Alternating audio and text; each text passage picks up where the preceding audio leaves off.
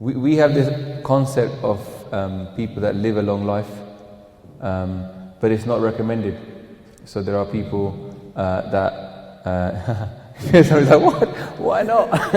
So, let me just explain what I mean. Qualify it before you start thinking, hold on, let's just kill ourselves. What I meant by that is there are people that have lived abnormally long lives that kind of gone against what you might call the will of God.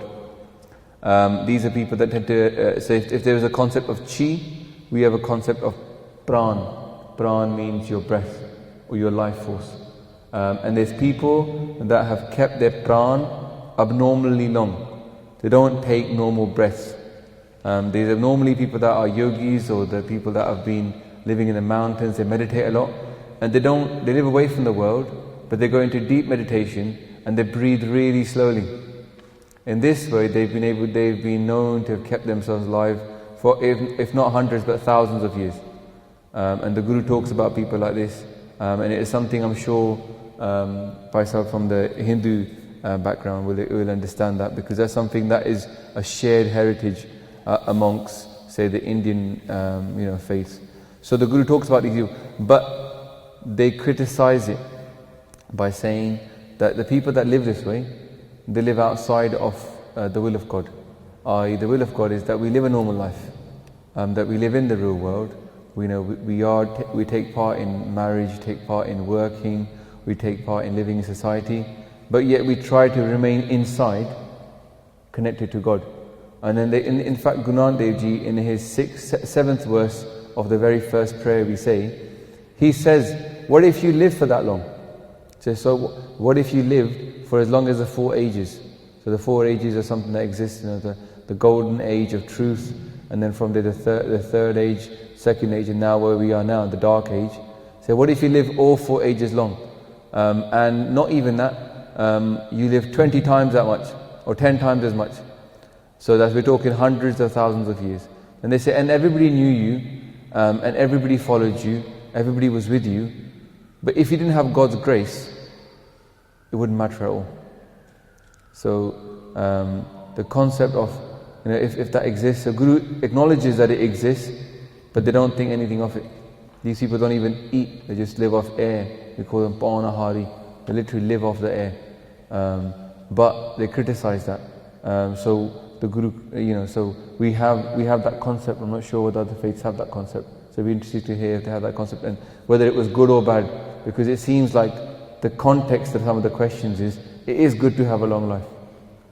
Whereas the Guru is saying, not really, just live a normal life, but find God. No, these people, they live, they're not Sikhs in that sense. Yeah, because the Sikhs only been around for 500 years.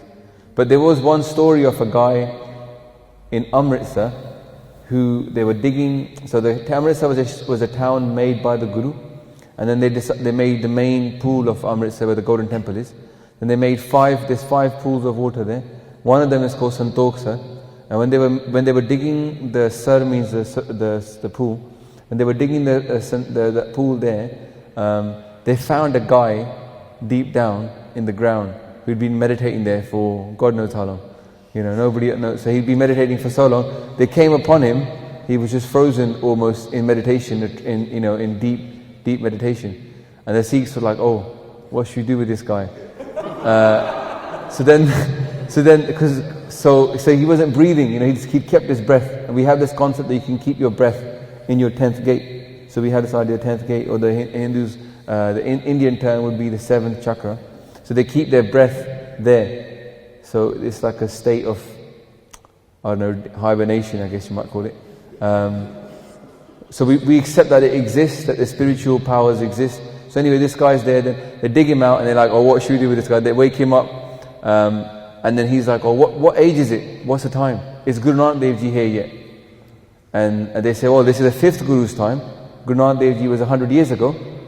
He's already come and gone, and it's the 5th Guru now, Guru Arjan Dev Ji." He said, "Take me to Guru Arjan Dev Ji." So take him to the person who's sitting on the throne of Guru Nanak Dev Ji, and he says, "I want Amrit." Now Amrit is a specific word. Mrit means death. Amrit means immortality. And the Guru, when they initiated a Sikh, previously they used to dip their feet in water, and that water became Amrit. And Amrit means immortality. So they would drink that Amrit. And Santokh Das, who was his name was Santokh, the yogi, who was found deep underground. He said, "Can I take Amrit? I've been waiting underground for Guru Nanak to come here, so I can take Amrit from the Guru."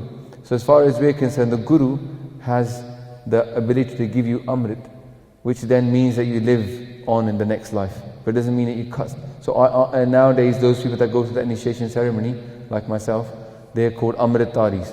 They've taken on that immortality. So they're almost like, I don't go into 300, but it's the immortals, That's how we see that they are Akalis. They're outside of death. So we have that concept outside of death, but not of the physical death, but of the next life.